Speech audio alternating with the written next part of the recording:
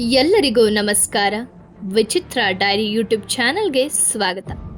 ನಾನು ಚಿತ್ರಾ ವೆಂಕಟೇಶ್. ಪಾಂಡವರ ಹಾಗೂ ಕೌರವರ ಕುರುಕ್ಷೇತ್ರದ ಬಗ್ಗೆ ನಮ್ಮೆಲ್ಲರಿಗೂ ಗೊತ್ತು. ಆದರೆ ಕುರುಕ್ಷೇತ್ರದ ನಂತರ ಆಗಿದ್ದೇನು ಗೊತ್ತಾ? ಪಾಂಡವರ ಸಾವು ಹೇಗಾಯ್ತು ಗೊತ್ತಾ? ಪಾಂಡವರಿಗಿಂತ ಮುಂಚೆ ಸತ್ತಿದ್ದು ಯಾರು? ಈ ಎಲ್ಲ ವಿಷಯದ ಬಗ್ಗೆ ಇಂದು ನಾನು ತಿಳಿಸಿಕೊಡುವ ಪ್ರಯತ್ನ ಮಾಡ್ತೇನೆ. ಇನ್ನು ಯಾರೆಲ್ಲ ನಮ್ಮ ಚಾನೆಲ್ನ ಸಬ್ಸ್ಕ್ರೈಬ್ ಮಾಡಿಲ್ಲ ಅಂದರೆ ಸಬ್ಸ್ಕ್ರೈಬ್ ಮಾಡ್ಕೊಳ್ಳಿ, ಮೇಲೆ ಕಾಣ್ತಿರುವ ಬೆಲ್ ಐಕಾನ್ ಒತ್ತಿ. ಪಾಂಡವರಿಗೆ ಗೆಲುವು ಸಿಕ್ಕ ನಂತರ ಪಾಂಡವರ ಜೀವನ ವಿಭಿನ್ನವಾಗಿತ್ತು. 36 ವರ್ಷದ ರಾಜ್ಯಭಾರ ಮಾಡ್ತಾರೆ. ಈ ಸುದೀರ್ಘ ರಾಜ್ಯಭಾರದಲ್ಲಿ ಅಲ್ಲಿನ ಪ್ರಜೆಗಳು ಪಾಂಡವರನ್ನ ದೇವರುಗಳಂತೆ ಪೂಜಿಸ್ತಾ ಇರ್ತಾರೆ. ಹೀಗೆ ಇಂದಿನ ಅವತಾರದಲ್ಲಿ ಕೃಷ್ಣನಿಗೆ ಸಂದ ಶಾಪದಂತೆ ಅಚಾನಕ್ಕಾಗಿ ಕೃಷ್ಣನಿಗೆ ಸಾವು ಉಂಟಾಗತ್ತೆ. ಈ ವಿಷಯ ತಿಳಿದ ಪಾಂಡವರಿಗೆ ತಮ್ಮ ಕಾಲಡಿಯ ಭೂಮಿ ಕುಸಿದಂತಾಗತ್ತೆ. ಕೃಷ್ಣನೇ ತಮ್ಮೆಲ್ಲರ ಜೀವನಕ್ಕೆ ಆಧಾರವಾಗಿದ್ರು. ಈಗ ಕೃಷ್ಣನಿಲ್ಲದ ಜೀವನ ನಮಗೆ ಬೇಡ ಅಂತ ರಾಜ್ಯಭಾರವನ್ನು ತ್ಯಜಿಸಿ ಸನ್ಯಾಸಿಗಳಾಗಿ ಹಿಮಾಲಯದ ಸುಮೇಧು ಪರ್ವತಕ್ಕೆ ಹೊರಟು ನಿಲ್ತಾರೆ. ಹೀಗೆ ಹೊರಟು ನಿಂತ ಪಾಂಡವರಿಗೆ ಜೊತೆಯಾಗಿ ಪಾಂಚಾಲಿ ಕೂಡ ಹೊರಡ್ತಾರೆ. ಅತ್ಯಂತ ದಕ್ಷ ರಾಜನಾಗಿದ್ದ ಧರ್ಮರಾಯರು ಸನ್ಯಾಸಿಯಾಗಿ ಹೊರಟಿದ್ದು ಇಡೀ ರಾಜ್ಯವೇ ಅಳುವಂತೆ ಮಾಡಿರುತ್ತೆ. ಇತ್ತ ಪಾಂಡವರಿಗೆ ಅಳುಕು. ದ್ವಾರಕೆಯು ನೀರಿನಲ್ಲಿ ಮುಳುಗ್ತಿರುವುದನ್ನು ಕಂಡು ಅವರಿಗೆ ಸಹಿಸಲಾರದ ದುಃಖ. ಒಂದೆಡೆ ಕೃಷ್ಣನಿಲ್ಲ, ಮತ್ತೊಂದೆಡೆ ದ್ವಾರಕೆ ಇಲ್ಲ. ಹೀಗೆ ತಮ್ಮದೆಲ್ಲವನ್ನ ತ್ಯಜಿಸಿ ಹೊರಟ ಸನ್ಯಾಸಿಗಳೊಂದಿಗೆ ಒಂದು ನಾಯಿ ಅವರನ್ನೇ ಹಿಂಬಾಲಿಸಿ ಬರ್ತಾ ಇರೋದನ್ನ ಗಮನಿಸ್ತಾರೆ. ಹೀಗೆ ಹಿಂಬಾಲಿಸಿ ಬರುತ್ತಿದ್ದ ನಾಯಿ ಕೂಡ ಅವರ ಯಾತ್ರೆಗೆ ಜೊತೆಯಾಗತ್ತೆ. ಹೀಗೆ ಸಾಗುತ್ತಾ ಸಾಗುತ್ತಾ ಆಯಾಸವಾಗಿ ಒಂದೆಡೆ ಮರದ ಕೆಳಗೆ ಅರ್ಜುನ ನಿದ್ರೆಗೆ ಜಾರ್ತಾನೆ. ಇದೇ ಸಮಯದಲ್ಲಿ ಅಗ್ನಿದೇವರು ಪ್ರತ್ಯಕ್ಷರಾಗ್ತಾರೆ. ಅರ್ಜುನನ್ನ ಪರೀಕ್ಷಿಸಲು ಶಿವಧನಸ್ಸನ್ನ ಕೇಳ್ತಾರೆ. ಆದರೆ ಅರ್ಜುನ ಕೃಷ್ಣನನ್ನ ಬಿಟ್ಟು ಅಗಲಿರಲಾರ. ಅವನು ನಿಜಕ್ಕೂ ಸನ್ಯಾಸತ್ವವನ್ನ ಸ್ವೀಕಾರ ಮಾಡಿರ್ತಾನೆ. ಒಂದೇ ಮಾತಿಗೆ ಶಿವಧನಸ್ಸನ್ನ ಅಗ್ನಿದೇವನಿಗೆ ಕೊಟ್ಟು ನಮಸ್ಕರಿಸ್ತಾನೆ. ಅಗ್ನಿದೇವ ಸಂತೃಪ್ತನಾಗಿ ಆಶೀರ್ವದಿಸಿ ಅಲ್ಲಿಂದ ಅದೃಶ್ಯನಾಗ್ತಾನೆ. ಹೀಗೆ ಮುಂದೆ ಸಾಗುತ್ತಾ ಹೋಗ್ತಾರೆ ಪಾಂಡವರು. ಕೃಷ್ಣನ ಗುಣಗಾನ ಮಾಡುವುದರಲ್ಲಿ ನಿರತರಾಗಿರ್ತಾರೆ. ಇದ್ದಕ್ಕಿದ್ದ ಹಾಗೆ ದ್ರೌಪದಿಯ ಸಾವಾಗತ್ತೆ. ಪಾಂಡವರಿಗೆ ಆಶ್ಚರ್ಯ.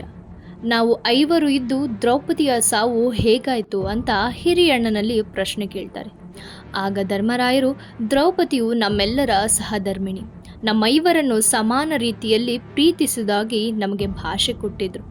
ಆದರೆ ಅವಳಿಗೆ ಅರ್ಜುನನ ಮೇಲೆ ಅತಿ ಹೆಚ್ಚು ಮೋಹ ಹಾಗೂ ಪ್ರೀತಿ ಇದ್ದ ಕಾರಣ ದ್ರೌಪದಿಯ ಈ ಕರ್ಮಫಲವನ್ನು ಅನುಭವಿಸುತ್ತಿದ್ದಾಳೆ. ಆದ್ದರಿಂದ ನಮ್ಮೆಲ್ಲರಿಗೂ ಮುಂಚೆ ದ್ರೌಪದಿಯ ಸಾವಾಗಿದೆ, ಇದು ಅವಳ ಕರ್ಮಫಲ ಅಂತ ಹೇಳ್ತಾರೆ. ಹೀಗೆ ದ್ರೌಪದಿಯನ್ನು ಕಳೆದುಕೊಳ್ಳುವ ಪಾಂಡವರು ಮುಂದೆ ಸಾಗ್ತಾ ಹೋಗ್ತಾರೆ. ಇದಾದ ನಂತರ ನಕುಲನ ಸರದಿ.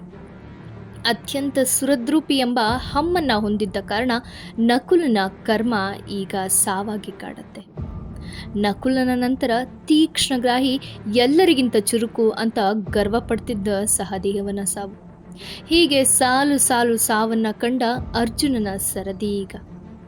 ತಾನು ಧನುರ್ಧಾರಿ, ಎಲ್ಲರಿಗಿಂತ ಹೆಚ್ಚು ಪ್ರವೀಣ ಅಂತ ಹಮ್ಮು ಬಿಮ್ಮುಗಳಲ್ಲಿ ಅರ್ಜುನ ತೊಡಗಿರ್ತಾನೆ. ಅವನ ಮುಂದೆ ಯಾರ ಬಿಲ್ಲನ್ನೆತ್ತಿದ್ರೂ ಅವನಿಗೆ ಹಿಡಿಸ್ತಿರ್ಲಿಲ್ಲ. ಅದಕ್ಕಿಂತ ಹೆಚ್ಚಾಗಿ ಹೇಳಬೇಕು ಅಂದರೆ ಕೃಷ್ಣ ನನ್ನ ಸ್ನೇಹಿತ ಅನ್ನೋ ಗರ್ವ ಅವನಿಗಿರುತ್ತೆ. ಇಂಥ ಗರ್ವದ ಫಲವಾಗಿ ಅರ್ಜುನನ ಸಾವು 3ನೇದಾಗಿ. ತನ್ನ ಕಣ್ಣ ಮುಂದೆಯೇ ತನ್ನ 3 ಜನ ತಮ್ಮಂದಿರನ್ನು ಕಳೆದುಕೊಂಡ ಭೀಮ ತನ್ನ ಅಣ್ಣ ಧರ್ಮರಾಯರಿಗೆ ಕೇಳ್ತಾನೆ, ಅಣ್ಣ, ಈಗ ನನ್ನ ಸರದಿ ಇರಬಹುದು, ಆದರೆ ನನ್ನ ಸಾವು ಯಾವ ಕಾರಣಕ್ಕೆ ಬರುತ್ತೆ ಅಂತ. ಆಗ ಧರ್ಮರಾಯ ಹೇಳ್ತಾನೆ, ಭೀಮ, ನೀನು ತಿನ್ನುವುದರಲ್ಲಿ ಎತ್ತಿದ ಕೈ. ನೀನು ಭೋಜನಕ್ಕೆ ಕುಳಿತರೆ ಬೇರಾವ ಹೊಟ್ಟೆಗಳ ಬಗ್ಗೆ ಯೋಚನೆ ಮಾಡ್ತಿರ್ಲಿಲ್ಲ. ಮತ್ತೊಬ್ಬರ ಅನ್ನ ಕಸಿದ ಕಾರಣಕ್ಕೆ ನಿನಗೂ ಕೂಡ ಸಾವು ಉಂಟಾಗತ್ತೆ. ಆದರೆ ನಿನ್ನ ನಂತರ ನಾನು ನಿನ್ನ ಹಿಂಬಾಲಿಸಿ ಬರ್ತೀನಿ ಅಂತ. ಇದೇ ರೀತಿ ಭೀಮನ ಸಾವು ಕೂಡ ಆಗತ್ತೆ. ಮುಂದೆ ಧರ್ಮರಾಯನ ಸರದಿ. ಇದ್ದಕ್ಕಿದ್ದ ಹಾಗೆ ಧರ್ಮರಾಯರ ಮುಂದೆ ಒಬ್ಬ ವಯಸ್ಸಾದ ವ್ಯಕ್ತಿ ಪ್ರತ್ಯಕ್ಷನಾಗ್ತಾನೆ. ನಿನಗೆ ಸ್ವರ್ಗಕ್ಕೆ ಕರ್ಕೊಂಡೋಗ್ತೀನಿ, ಆದರೆ ಇರುವುದು ಒಂದೇ ಆಯ್ಕೆ, ನೀನು ಅಥವಾ ನಿಮ್ಮ ಜೊತೆ ಬರುತ್ತಿರುವ ನಾಯಿ ಅಂತ. ಆಗ ಧರ್ಮರಾಯ, ಇಲ್ಲ, ನಾನು ಈ ಪ್ರಯಾಣವನ್ನು ಮುಂದುವರಿಸ್ತಾ ನಾನು ನರಕಕ್ಕೆ ಹೋಗ್ತೀನಿ, ಆದರೆ ನಮ್ಮ ಯಾತ್ರೆಗೆ ದಿನವೂ ನಮ್ಮಿಂದೆ ಬರ್ತಿದ್ದ ಈ ನಾಯಿಗೆ ಸ್ವರ್ಗದ ಅವಕಾಶ ಸಿಗಲಿ ಅಂತ. ಹೀಗೆ ಕಟುವಾಗಿ ನುಡಿದ ಧರ್ಮರಾಯರ ಮಾತಿಗೆ ಶಭಾಷ್ ಅಂತ ಆ ಮುದುಕ ಇಂದ್ರದೇವನಾಗಿ ಬದಲಾಗಿ ಹೋಗ್ತಾನೆ. ಹಾಗೂ ಅವನಿಗೆ ಹೇಳ್ತಾನೆ, ನೀನು ಧರ್ಮಿಷ್ಠನೇ ಹೌದು. ನಿನ್ನನ್ನು ಪರೀಕ್ಷಿಸಲೆಂದೇ ಈ ಪ್ರಶ್ನೆಯನ್ನು ಒಡ್ಡಿದ್ದೆ. ಹಾಗೂ ನಿನ್ನ ಜೊತೆ ಬರುತ್ತಿರುವ ಈ ಶ್ವಾನ ಮತ್ತಾರೂ ಇಲ್ಲ, ಧರ್ಮದ ದೇವತೆ ಯಮರಾಜ ಅಂತ. ಈಗ ಯಮರಾಜ ಈ ಹಿರಿಯಣ್ಣನನ್ನು ಕರೆದುಕೊಂಡು ಸ್ವರ್ಗಕ್ಕೆ ತೆರಳುತ್ತಾನೆ. ಅಲ್ಲಿ ಒಂದು ಆಶ್ಚರ್ಯ ಕಾದಿರುತ್ತೆ. ತನ್ನೆಲ್ಲ ತಮ್ಮಂದಿರು ನರಕಕ್ಕೆ ತೆರಳಿದ್ದು, ಅಲ್ಲಿ ಎಲ್ಲ ಕೌರವರು ಸ್ವರ್ಗದಲ್ಲಿರ್ತಾರೆ. ಸ್ವರ್ಗದಲ್ಲಿ ಕೌರವರ ಕಂಡ ಧರ್ಮರಾಯ ಪ್ರಶ್ನಿಸ್ತಾನೆ, ಯಮರಾಜ, ನಾವೆಲ್ಲರೂ ಪುಣ್ಯವನ್ನ ಸಂಪಾದಿಸಿದವರು, ನಾವು ಎಲ್ಲವನ್ನ ಧರ್ಮದಿಂದ ಮಾಡಿದವರು. ಆದರೂ ನನ್ನ 4 ಜನ ತಮ್ಮಂದಿರು ನರಕಕ್ಕೆ ತೆರಳಿದ್ದಾರೆ, ಮತ್ತೆ ಕೌರವರು ಇಲ್ಲಿ ಸ್ವರ್ಗದಲ್ಲಿದ್ದಾರೆ, ಹೇಗೆ ಅಂತ. ಆಗ ಯಮರಾಜ ಹೇಳ್ತಾನೆ, ಈ ಎಲ್ಲ ಕೌರವರು ಬಹುಶಃ ನಿಮ್ಮಿಂದ ಹತರಾಗಿದ್ರು ಅಂತ ನೀವು ಅಂದ್ಕೊಂಡಿದ್ರಿ, ಆದರೆ ಅದು ಮಾಯೆ. ಕೃಷ್ಣನಿಂದ ಹತರಾದ ಕಾರಣ ಇವರ ಕರ್ಮಫಲ ಕಳೆದು ಇವರು ಸ್ವರ್ಗಕ್ಕೆ ಬಂದಿದ್ದಾರೆ ಅಂತ. ಮುಂದೆ ಹೀಗೆ ಸಾಗುತ್ತಾ ಹೋದಾಗ ಧರ್ಮರಾಯ ಯಮನಲ್ಲಿ ಒಂದು ಪ್ರಾರ್ಥನೆ ಸಲ್ಲಿಸ್ತಾನೆ. ಹಾಗಿದ್ರೆ ನಾವು ಮಾಡಿದ ತಪ್ಪಾದರೂ ಏನು, ನನಗೆ ಈ ಸ್ವರ್ಗ ಬೇಡ, ನನ್ನ ಕುಟುಂಬ ಎಲ್ಲಿರುವುದೋ ಅದೇ ನನಗೆ ಸ್ವರ್ಗ, ಅವರಿಲ್ಲದ ಈ ಸ್ವರ್ಗ ನನಗೆ ನರಕದಂತೆ ಭಾಸವಾಗ್ತಿದೆ ಅಂತ.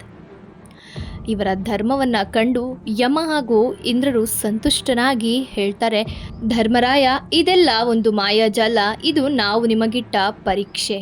ಇದು ನಿಮ್ಮ 4 ತಮ್ಮಂದಿರು ಹಾಗೂ ಪಾಂಚಾಲಿಯು ಕೂಡ ಸ್ವರ್ಗಾವರೋಹಣ ಮಾಡ್ತಿದ್ದಾರೆ, ಅವರೊಂದಿಗೆ ನೀವು ತೆರಳಿ ಅಂತ ಯಮರಾಜ ಹಾಗೂ ಇಂದ್ರ ಅವ್ರನ್ನ ಆಶೀರ್ವದಿಸ್ತಾರೆ.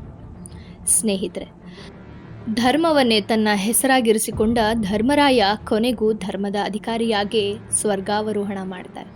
ಇವರಿಗೆಲ್ಲ ಬೆನ್ನೆಲುಬಾಗಿದ್ದ ಕೃಷ್ಣ ಕೂಡ ಇವರೊಂದಿಗೆ ತನ್ನ ಅವತಾರ ಸಮರ್ಪಣೆ ಮಾಡ್ತಾನೆ. ಸ್ನೇಹಿತರೆ, ಈ ಮಹಾಭಾರತದ ಕೊನೆಯ ಅಧ್ಯಾಯ ನಿಮ್ಮೆಲ್ಲರಿಗೂ ಇಷ್ಟವಾಗಿದೆ ಅಂತ ಭಾವಿಸ್ತೇನೆ. ನಿಮ್ಮ ಅನಿಸಿಕೆ ಅಭಿಪ್ರಾಯವನ್ನು ಕಮೆಂಟ್ ಮಾಡುವ ಮೂಲಕ ತಿಳಿಸಿಕೊಡಿ. ಧನ್ಯವಾದಗಳು.